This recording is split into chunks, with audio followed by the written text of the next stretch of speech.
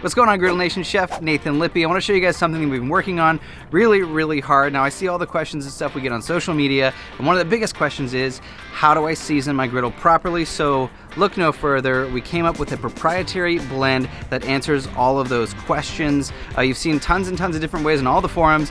No need to search, no need to look anymore. If someone asks, share this video. This is our all-new Blackstone seasoning. So we put together a specific blend that is perfect for your griddle. So in this video, I'm going to show you guys how to perfectly season a 28-inch Pro Series Blackstone griddle.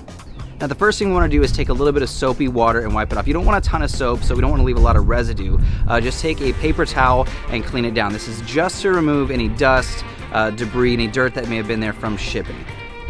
Now we're going to crank our griddle onto high heat and let that burn off for about 15 minutes. You're going to notice the griddle top start to discolor. It'll start getting a little bit more brown. We want this griddle top to be hot before we start adding our new griddle seasoning and cast iron conditioner. Now this stuff, like I said, it's our proprietary blend, so it answers all the questions. This is what you need. Take your tongs. We're going to do about a tablespoon to 2 tablespoons for this 28-inch griddle. If you're using a smaller one, use a bit less. If you're using a 36-inch, use a little bit more. So we're going to take some paper towel and spread that out really evenly. Now here's the key.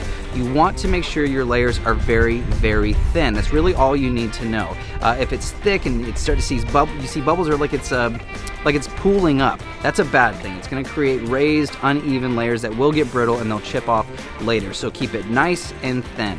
Now after each layer, we're going to let that burn off for about 10 to 15 minutes. When the smoke stops, that means we've fully bonded. So our griddle seasoning has bonded with the metal, creating that polymer, creating that new seasoning layer. Now we're going to repeat this 2 to 3 more times. Do it as much as you like. I feel like 3 to 5 is probably a good place where you need to be. Make sure you get the sides and everything too, and you'll notice it getting black really great. So your steel griddle top becomes a Blackstone, which is exactly what we want. We want it to be a nice flat and black surface. Now if you notice that after seasoning some of the corners aren't quite even, or they look like they haven't gotten quite black enough yet, that's okay. Sometimes the wind can come in the sides. It's not quite as hot right in those corners as it is on the rest, but that's okay. The more you cook on it, the more it's gonna blacken evenly and taste more like your food. So just cook on it and you will be good to go. Also, this is a conditioner. So after you cook, clean it down, a little bit of water, and usually put a little bit of cooking oil, whatever cooking oil that you like to keep your griddle top